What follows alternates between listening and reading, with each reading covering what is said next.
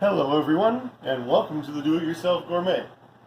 Today, we're going to be cooking up a boneless, skinless chicken thigh. Now we've got ourselves a hot pan.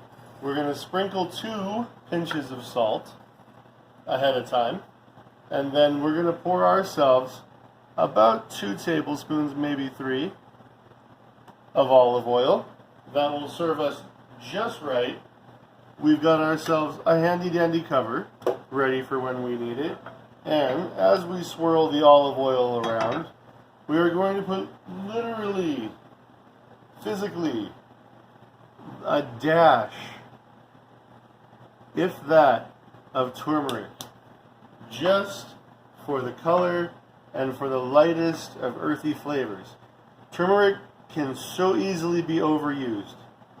And so that's why one must have a very gentle hand when applying it. And it turns the olive oil a wonderful color. And so we're going to let that heat up just a bit more. And we're going to put ourselves a chicken thigh down square in that pan.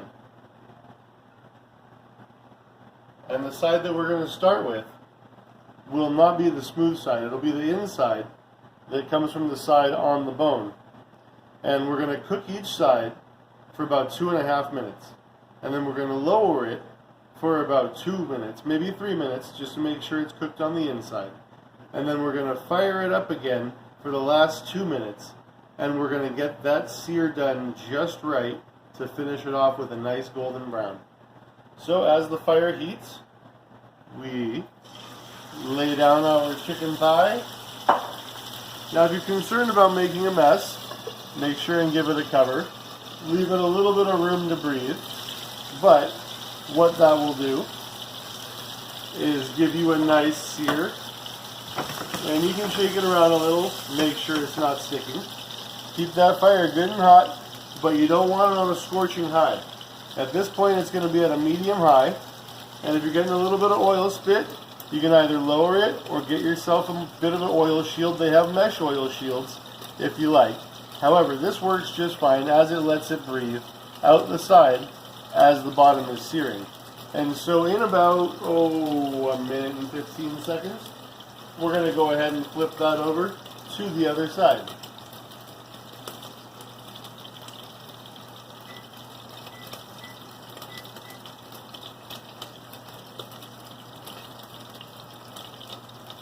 Keep an eye. Make sure nothing's burning and the oil is not smoking. You will see that it does start to spit out of the sides there.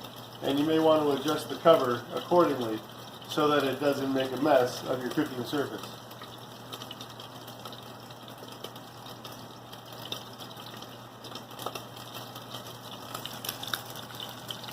There we are, 30 seconds before we give it a flip. Looking good so far. Let's give it a little bit of a move around. Make sure we got nothing sticking there.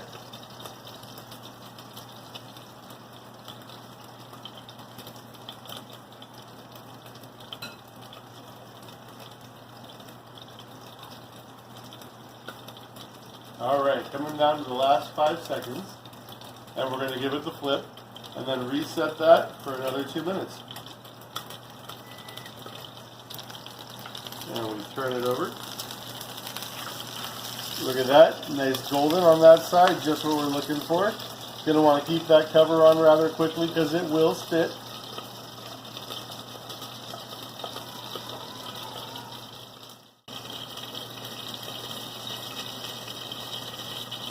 And now with about 30 seconds left on the timer, we're going to take it down to a low. That low is going to let it cook inside of the heat. We'll cover it up completely, that way it stays with the ambient heat in the area so it cooks the inside nice. We'll set a timer for 2 minutes there. And then we'll finish it off with a nice sear. Here, we've got 30 seconds left on the timer, which when we take it up to a high heat and then let it do a bit of carryover cooking, will work out just fine. When we take it up to a high heat, we're going to give it a minute and a half on the high heat. And we're going to do so with the cover mostly on. That way it doesn't spit oil. Now we've just about exhausted that 2-minute timer. We're going to take it up to the higher heat. Now we're going to enter that 1:30 on the timer starts here because it's going to go high and that's going to be good. We're going to take the top off so that it can start to sear a little bit and get that protein really working out. It's almost done. We're going to flip it back over once more and look at that. We got just the color we're looking for. You got to be careful of that spitting chicken though.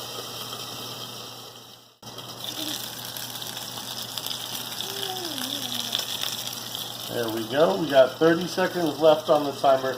That chicken's almost done. And when it is, now as we shut this off, we're going to let the carryover cooking do its job. And we're going to set the timer for about 2 minutes for the carryover cooking. We got the nice steam cooking. That means the juices are coming out. We're going to move it off the hot burner, but still on the stove, and let it rest. And we'll have a nice delicious chicken thigh by the time that's done cooling down and resting.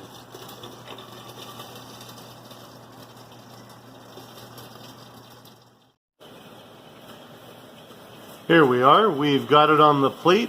It's looking nice and juicy. We're going to cut it open in just a second, and that'll be the picture that you saw on the cover.